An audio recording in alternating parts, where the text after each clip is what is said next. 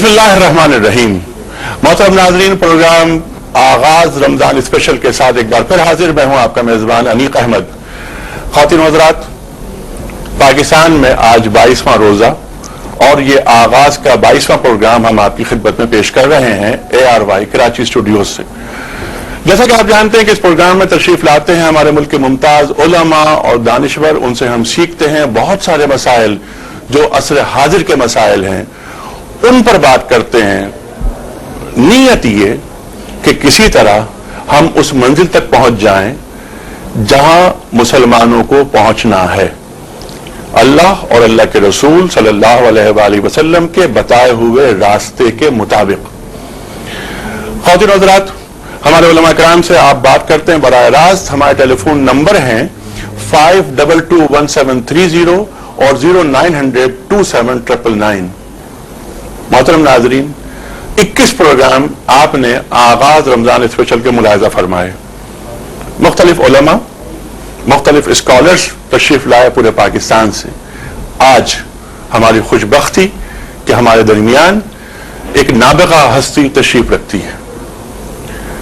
ख़वातीन हज़रात, कुरान करीम और रसूल करीम सल्लल्लाहु अलैहि वसल्लम आपके बुनियादी इश्क, आपने अपनी जिंदगी का महवर और मरकज कुरान करीम और कुरान करीम की तालीम को बनाया। आज 50-55 बरस हो गए, लेकिन हमारी मेहमान शख्सियत ने अपने एक कमिटमेंट से जरा रूगर्दानी, क्या जरा सी डेविएशन तक नहीं की। एक कन्विक्शन के साथ, एक कमिटमेंट के साथ आप बात करते हैं। सिर्फ पाकिस्तान ही क्या, पूरे आलम इस्लाम में आपकी गुफ्तगू को बहुत तवज्जो से सुना जाता है। हमारी दरख्वास्त पर तशरीफ लाएं लाहौर से मुमताज आलिम दीन, मुमताज स्कॉलर मोहतरम डॉक्टर असरार अहमद साहब। डॉक्टर साहब, हम आपको खुश आमदीद कहते हैं। बहुत शुक्रिया। सबसे पहले मैं अदा करना चाहूंगा आपका ये शुक्रिया कि आप इलालत के बावजूद हमारी दावत पर आपने लब्बैक कहा और तशरीफ ला रहे हैं।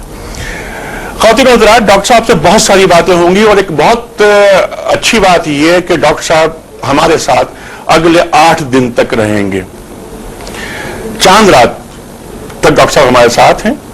हम बहुत सारे मौजूआत पर जी भरकर बात करेंगे। आप डॉक्टर साहब से बात कर सकते हैं, मैंने टेलीफोन नंबर आपके सामने बयान किए। प्रोग्राम का आगाज करते हैं एक बहुत अहम मौजू पर। मौजू यह है कि उम्मत मुस्लिमा की ज़बों हाली के असबाब क्या हैं। डॉक्टर साहब, पिछले 21 प्रोग्राम में हमने बात की रमजान के फजाइल, सीरत पाक सल्लल्लाहु अलैहि वसल्लम, बहुत सारे मौजूआत हमने कवर किए। अब हम, क्योंकि आज 22वां प्रोग्राम है हमारा, हम चाहते हैं कि आप फोकस करें कुछ प्रोग्राम्स पे, कुछ मौजूआत पर। यह फरमाइए डॉक्टर साहब कि कौमों के उरूज और जवाल के सिलसिले में अल्लाह ताला की सुन्नत क्या है। अऊज़ु बिल्लाहि मिनश शैतानिर रजीम, बिस्मिल्लाहिर रहमानिर रहीम। वल अस्र इन्नल इंसाना लफी खुस्र इल्लल्लज़ीना आमनू व अमिलुस सालिहाति व तवासौ बिल हक़्क़ि व तवासौ बिस सब्र। कौमों के उरूज और ज़वाल का जो अबदी कानून कुरान ने बयान किया है वो तो सूरतुल अस्र में है।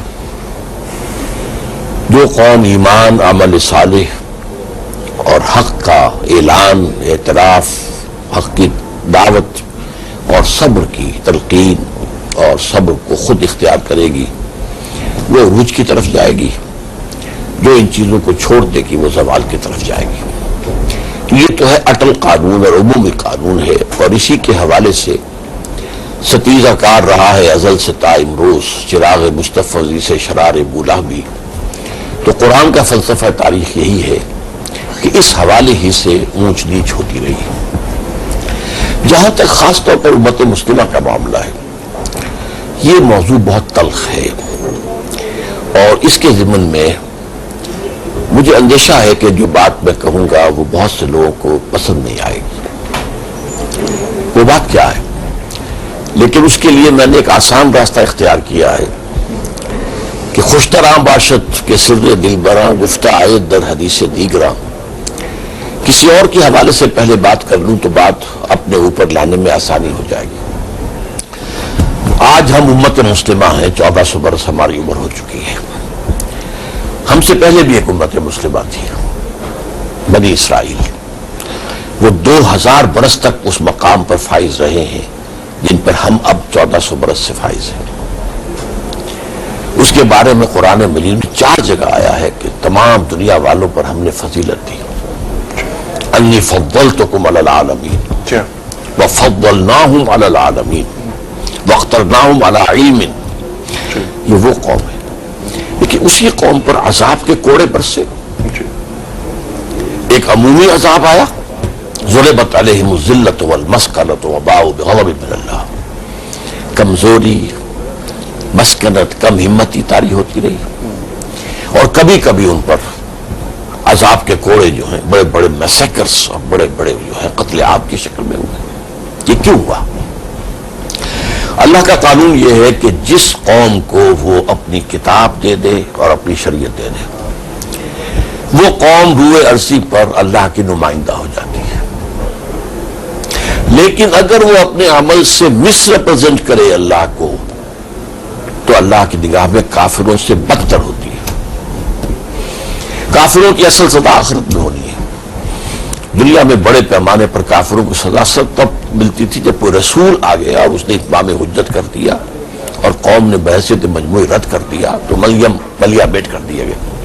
باقی اصل جو ہے دارالجزا جو ہے وہ تو آخرت ہے. مسلمانوں کا معاملہ یہ ہے کہ اجتماعی جو ان کی غلطیاں ہوتی ہیں اور خرابیاں ہوتی ہیں، اس دنیا میں انہیں سزا ملتی ہے. فطرت افراد سے اغماض بھی کر لیتی ہے، نہیں کرتی کبھی ملت کے گناہوں کو معاف. آج ہم اسی عذاب میں مبتلا ہیں، اس لیے کہ ہمارا فرض منصبی یہ قرار دیا گیا تھا وَكَذَلِكَ جَعَلْنَاكُمْ أُمَّةً وَسَطًا لِتَكُونُوا شُهَدَاءَ عَلَى النَّاسِ وَيَكُونَ الرَّسُولُ عَلَيْكُمْ شَهِيدًا. کہ ہم نے تمہیں امت بنایا ہی اس لیے، امت وسط بنایا ہے کہ رسول اتمام حجت کر دیں تم پر اپنے دعوت و تبلیغ کے ذریعے سے، اپنے قول اور عمل دونوں سے، اور اجتماعی اور انفرادی دونوں سطحوں پر. اور اب جب کہ رسالت کا معاملہ جو ہے، نبوت کا معاملہ ختم ہو رہا ہے، آئندہ یہی کام تمہیں کرنا ہے. ٹھیک ہے، یعنی کار رسالت کو آگے بڑھانا ہے، کار رسالت کو اپنی آخری منزل تک پہنچانا ہے. اس لیے کہ حضور کو تو بھیجا گیا تھا پوری دنیا کے لیے، اور بھیجا گیا تھا لِيُظْهِرَهُ عَلَى الدِّينِ كُلِّهِ، کہ جو دین دے کر بھیجا گیا آپ کو اس کو آپ غالب کریں. جی ہاں. تو جب تک کل روئے ارضی پر اللہ کا دین غالب نہیں ہوتا، ابھی تک آپ کا مشن جو ہے وہ ابھی آگے بڑھ رہا ہے، بڑھے گا، جائے گا. ٹھیک ہے، یہ عالمی سطح پر غلبے کی آپ بات کر رہے ہیں، یہ تو الٹیمیٹ گول ہے، ہوگا. ٹھیک، یہ تو ہوگا، اس پر ہمارا ایمان ہے. ڈاکٹر صاحب ابھی تو یعنی یہ تو مشن ہے ہمارا. میں بنیادی بات یہ کر رہا تھا کہ زوال، جس طرف آپ نے اشارہ فرمایا کہ زوال وغیرہ وغیرہ، پھر سورہ عصر کی آپ نے تلاوت فرمائی. ڈاکٹر صاحب یہ زوال اچانک نہیں آ گیا، ہمیں عروج ملنے میں بھی صدیاں لگی تھی.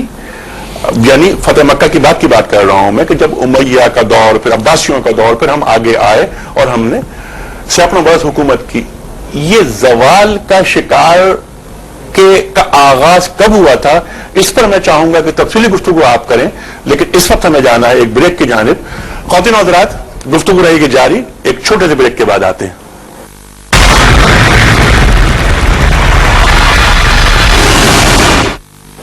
ویلکم بیک خواتین و حضرات، آغاز رمضان اسپیشل میں ایک بار پھر خوش آمدید. آج تشریف فرما ہے ہمارے ساتھ پاکستان کے ممتاز عالم دین، ممتاز مفکر، محترم ڈاکٹر اسرار احمد صاحب. ڈاکٹر صاحب، زوال کی تاریخ پر بات ہو رہی تھی. ہم نے تو عروج کی صدیاں دیکھی، ہمارا سورج سوا نیزے پر تھا. یہ زوال کا آغاز کیسے ہوا؟ اصل میں اس موضوع پر بھی بات کر رہا تھا، لیکن بہرحال آپ نے یہ مسئلہ چھیڑ نہیں، آپ گفتگو مکمل کیجیے. پہلے یہ عرض کر دیتا ہوں آپ کے اس سوال کا جواب. دیکھیے، پہلی بات یہ ہے کہ عروج اور زوال کے حوالے سے 2 چیزوں میں بنیادی فرق کرنا چاہیے. ایک ہے اسلام کا عروج اور زوال، مسلمانوں کا. ایک ہے مسلمانوں کا عروج اور زوال. جی، ہم بات مسلمانوں. اسلام کا عروج جو ہے وہ خلافت راشدہ پہ، اور اس کے بعد اس کے خاتمے کے بعد سے زوال شروع ہو گیا، اور مسلسل زوال ہوا ہے، آج تک زوال.